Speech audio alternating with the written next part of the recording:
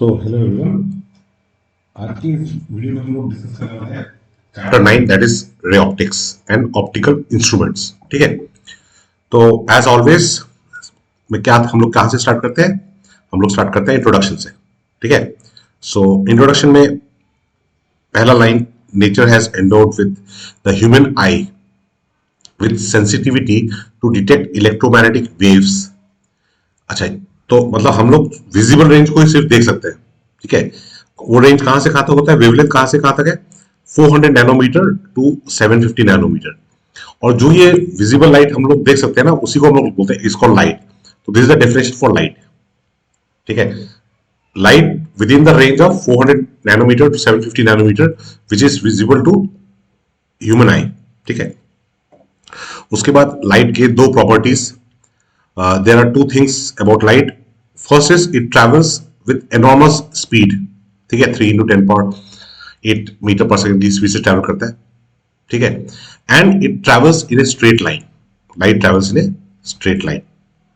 ठीक है, speed of light in vacuum is the highest speed attainable in nature. ठीक है, अगर पूछते हैं नेचर में हाई स्पीड पॉसिबल स्पीड कितना है, so that is the speed of light in vacuum. वो कितना होता है? वो होता है 3 into 10 power 8 मीटर पर सेकेंड। ठीक है, उसके बाद हम लोग आगे बढ़ गए reflection by spherical mirrors. But यहाँ पे स्टार्टिंग में जो प्लेन मिरर का जो ये लॉ दिया हुआ है, ये डायग्राम आपको पता होना चाहिए कि यहाँ पे आपका इंसिडेंट रे कौन सा है। ठीक है, इंसिडेंट रे कौन सा है, रिफ्लेक्टेड रे कौन सा है। ठीक है, this is the incident ray, this is the reflected ray, this is the normal. ठीक है, ये तीनों सेम प्लेन में लाई करते हैं, और नॉर्मल और इंसिडेंट रे के बीच में जो एंगल होता है that is angle of incidence, और नॉर्मल और रिफ्लेक्टेड रे के बीच में जो एंगल होता है that is angle of reflection. ठीक है, फिर साइन कन्वेंशन, मतलब ये तो आपको न्यूमेरिकल सॉल्व करने के लिए चाहिए होगा, तो ये डायग्राम आप समझ लेना है आपको। ठीक है, डायग्राम 9.2, इसमें आपको कोई प्रॉब्लम होना नहीं चाहिए क्योंकि ये सब चीजें आपको क्लास 9-10 में ही पढ़ चुके हैं। फोकल लेंथ, ठीक है, फोकल लेंथ में focal length of spherical mirrors में जो F इक्वल टू R/2, ये डेरिवेशन तो एग्जाम में आ चुका है, कई बार आ चुका है। ठीक है, कुछ छोटे मोटे डेरिवेशन है, मतलब डेफिनेशन, सॉरी, वो भी आप लोग पढ़ लीजिएगा। जैसे पैरेक्सियल रेज क्या होता है, they are incident close to the pole. ठीक है, and make small angles with principal axis, उनको पैरेक्सियल रेज बोलते हैं। ठीक है, फिर definition of principal focus, focal plane, ये डेफिनेशन भी पूछे जा सकते हैं। ठीक है, यहाँ पे जो फिगर 9.3 है, इसमें जो आपका रे डायग्राम है, ये रे डायग्राम भी प्रैक्टिस कर लेना। रे डायग्राम ड्रॉ करने के लिए पूछते हैं। ठीक है, जो फिगर सी है, तो यहाँ पे आपको ये फोकल प्लेन रिप्रेजेंट करके दिखाया है। ठीक है, फिर आपका डेफिनेशन ऑफ फोकल लेंथ। ठीक है, focal length, distance between pole and focus is called focal length. ठीक है, फिर आपका ये जो ये प्रूफ है F इक्वल टू R/2, इसको आप प्रैक्टिस कर लेना, 2 या 3 मार्क्स के लिए आ सकता है। फिर नेक्स्ट डेरिवेशन जो है, इंपॉर्टेंट डेरिवेशन है, वो आपका मिरर इक्वेशन। ठीक है, मिरर इक्वेशन, तो ये प्रूफ है। ये देखिए, जो ऑप्टिक्स के जो प्रूफ है, चाहे आप एनसीईआरटी से पढ़िए, चाहे आप अपने टीचर के नोट से पढ़िए, या कोई रेफरेंस मटेरियल से पढ़िए, कोई मतलब आपको मार्क्स मिलेगा, उसका चिंता नहीं है। ठीक है, बट आपको ये डेरिवेशन आपको प्रैक्टिस करना ही है। ठीक है, तो ये आपका मिरर इक्वेशन हो गया, 1/v plus 1/u is equal to 1/f। ठीक है, फिर definition of linear magnification, ratio of height of image to the height of object. ठीक है, so m is equal to h'/h and that is equal to -v/u। ठीक है, रे diagram कुछ भी यहां पे छोड़ना नहीं है, रे डायग्राम्स आपको सारे प्रैक्टिस करने हैं। ठीक है, अच्छा, फिर आ गए हम लोग रिफ्रैक्शन में। ठीक है, तो रिफ्रैक्शन में आपका स्टार्ट होता है रिफ्रैक्शन की डेफिनेशन से। डेफिनेशन क्या है? Direction of propagation of an obliquely incident ray of light. ये ओब्लिकली इंसिडेंट बोलना है क्योंकि रिफ्रैक्शन में अगर रे नॉर्मल इंसिडेंट होगा तो रिफ्रैक्शन नहीं होता है। ठीक है, सो लाइट हमेशा टेढ़ा आना चाहिए, ओब्लिकली मतलब टेढ़ा। So obliquely incident ray of light enters other medium, direction change, direction of propagation of obliquely incident ray of light changes at the interface of the two media and this is called refraction of light। तो refraction of light का ये definition हो गया। ठीक है, फिर यहाँ पे आपके दो लॉ है। ठीक है, वो लॉ आपको पढ़ने हैं। ठीक है, ये आपने प्रैक्टिकल्स में भी किया होगा। ठीक है, यहाँ पे दिस इज n/1। ये n/1 का मतलब क्या है?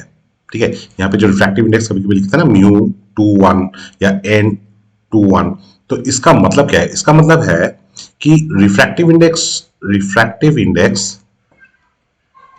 Index of medium two with respect to one, मतलब राइट जो आ रहा है ना, लाइट आ रहा है वन से है और जा टू में रहा है, ठीक है, लाइट आ वन से रहा है और जा टू में रहा है, तो in that case will say mu two one, ठीक है।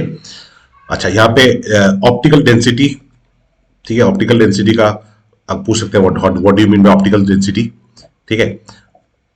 This is n12 is equal to n21, मतलब n12 का मतलब है μ12 या n12 का मतलब है μ2 बाई μ1 और μ21 का मतलब है μ1 बाई μ2, ठीक है। तो दोनों एक दूसरे के रेसिप्रोकल है, ठीक है।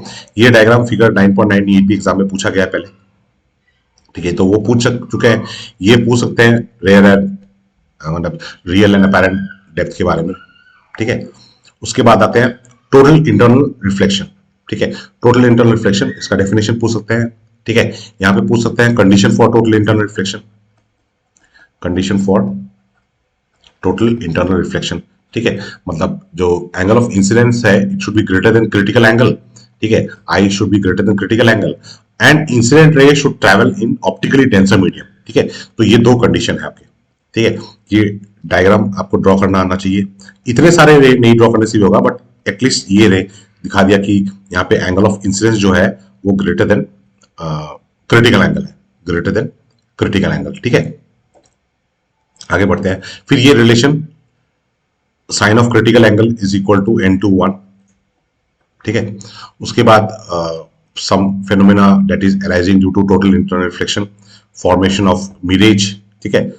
अगर ऊपर से पढ़ लेना, अगर नहीं पढ़ा है तो एटलीस्ट जैसे ये डायग्राम एग्जाम में आ चुका है, ड्रॉ करने के लिए आ चुका है, प्रिज्म में कैसे होता है, ऑप्टिकल फाइबर में, और कुछ नहीं तो सिर्फ ये पढ़ लेना यार। देखो टोटल इंटरनल रिफ्लेक्शन में जो लाइट है ना उसको हमेशा डेंसर मीडियम में ट्रैवल करना है, ठीक है। तो अब ये ऑप्टिकल फाइबर है, ऑप्टिकल फाइबर में जो अंदर वाला पार्ट है उसको बोलते हैं कोर, और जो बाहर वाला पार्ट है वो उसको बोलते हैं क्लैडिंग, ठीक है। अब जो लाइट है वो तो हमेशा डेंसर मीडियम में ट्रैवल करता है, मतलब कोर का जो रिफ्रैक्टिव इंडेक्स होगा वो क्लैडिंग से ज्यादा होगा, ठीक है।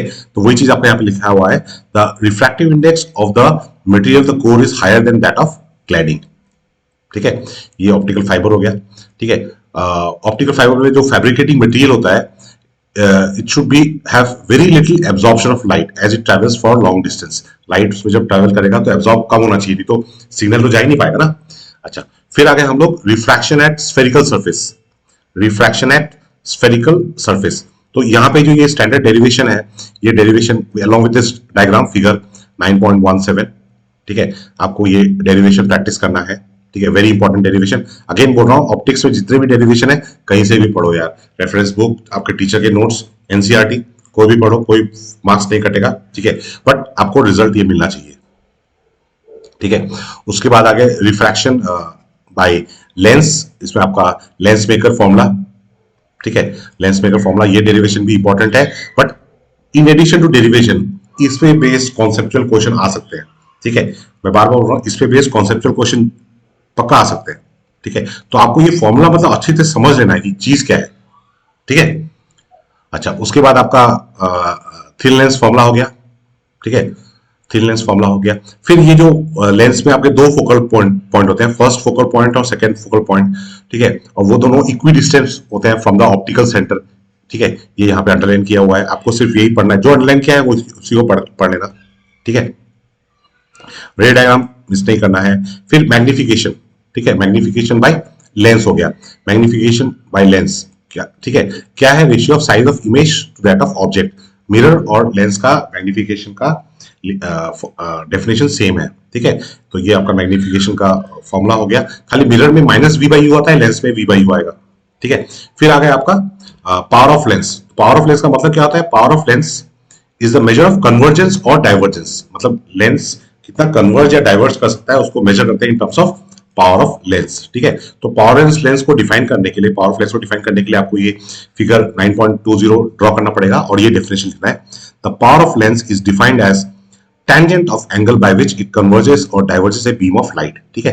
तो आपको सिर्फ ये लिखना कि power of lens is reciprocal of focal length, ठीक है, वो नहीं है, आपको एनसीईआरटी का ये वाला डेफिनेशन लिखना है, ठीक है। फिर आपका ये प्रूफ यहाँ पे हो गया कि P is equal to 1/f, ठीक है। ऐसा यूनिट ऑफ पावर क्या हो गया, डायोप्टर हो गया, डायोप्टर, वन डायोप्टर, ठीक है। डायोप्टर क्या है? 1/मीटर इनवर्स, ठीक है। अगर पावर ऑफ लेंस पॉजिटिव है तो मतलब वो कन्वर्जिंग है, कॉन्वेक्स लेंस है, ठीक है। और अगर निगेटिव है तो डाइवर्जिंग लेंस है, कॉन्केव लेंस है, ठीक है। फोकल लेंथ पॉजिटिव मतलब power positive, focal length negative मतलब पावर नेगेटिव। अब इक्विवेलेंट फोकल लेंथ अगर लेंस कांटेक्ट में है, ठीक है, तो यहाँ पे देखो ये जो फॉर्मूला है ये कई बार प्रूफ करने के लिए आ चुका है, बट यहां से हम लोग पावर को प्रूव कर सकते हैं, ठीक है। ये पावर और फिर मैग्निफिकेशन ये अभी तक नहीं आया है, तो ये दोनों भी पूछे जा सकते हैं, ठीक है। फिर आगे refraction through prism, refraction through prism, prism का एक्सपेरिमेंट आप लोगों ने प्रैक्टिकल में भी किया होगा, रिफ्रैक्टिव इंडेक्स निकाला होगा, ठीक है। तो यहाँ पे आपने ये फॉर्मूला यूज किया था, तो ये फॉर्मूला का डेरिवेशन, ठीक है। तो ये वाला फॉर्मूला का डेरिवेशन और ये जो डिविएशन का फॉर्मूला है, ये दोनों आप लोग अच्छी तरह से देख लेना, प्रैक्टिस करना, ठीक है। फिर आगे हम लोग डिस्पर्जन ऑफ प्रिज्म, डिस्पर्जन मतलब क्या होता है? यहां से व्हाइट लाइट जा रहा है और वो 7 कंपाउंड्स में ब्रेक हो रहा है, तो इस फेनोमेना को बोलते हैं dispersion. The phenomena of splitting of light into its component colours is known as dispersion, ठीक है, is known as dispersion, okay. अच्छा, फिर कुछ natural phenomena due to sunlight, इसमें रेनबो फॉर्मेशन, ठीक है। तो rainbow is an example of dispersion of light by water drops, ठीक है। This is a phenomena due to combined effect of dispersion, refraction and reflection of light.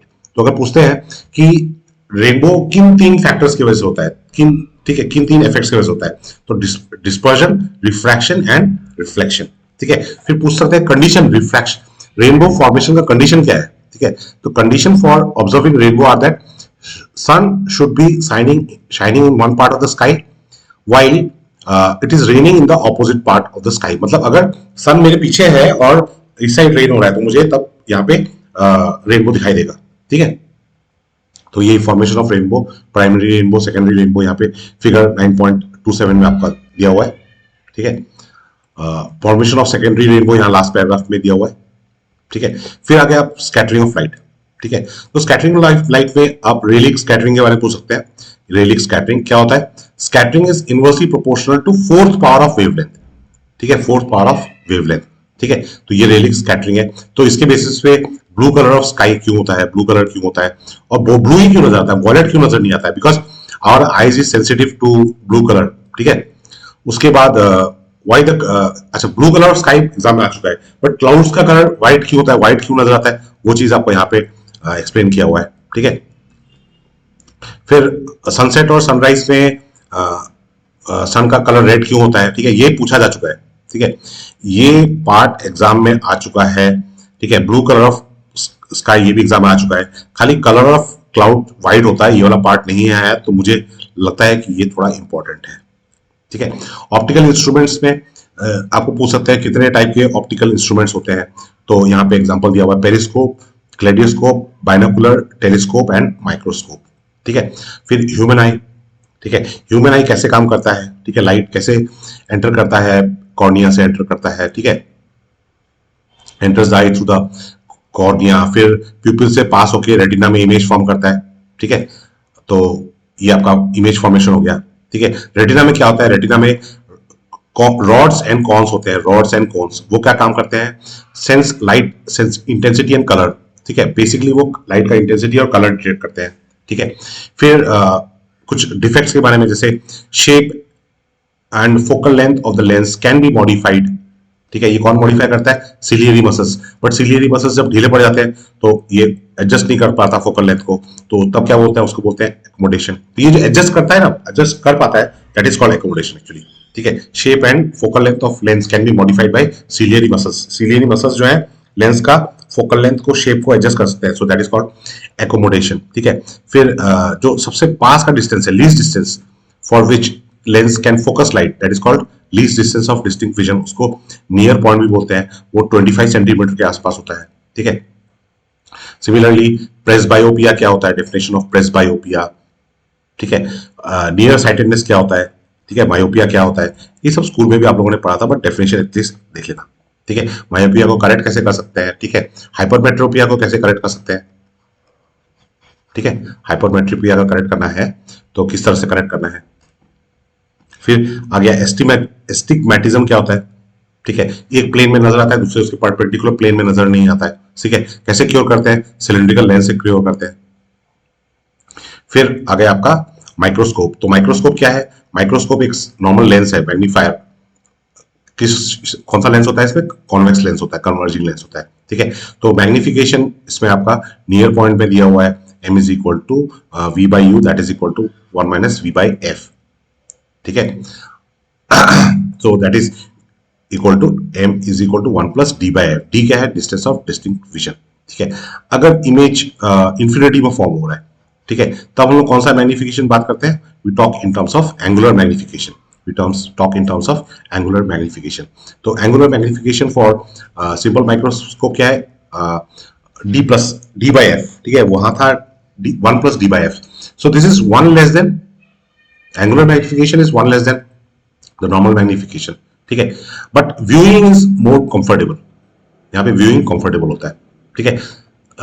Simple microscope का magnification थोड़ा कम होता है, तो simple microscope has limited magnification, ठीक है। For larger magnification we use two lenses, ठीक है।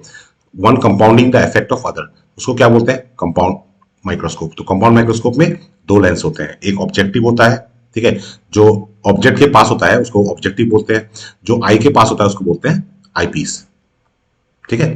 तो यहाँ पे मैग्निफिकेशन का, फिर यहाँ पे भी आपको नियर पॉइंट पे जब है तब magnification of eyepiece, magnification of eyepiece. अगर इंफिनिटी में है तो मैग्निफिकेशन ऑफ आईपीस कितना होगा?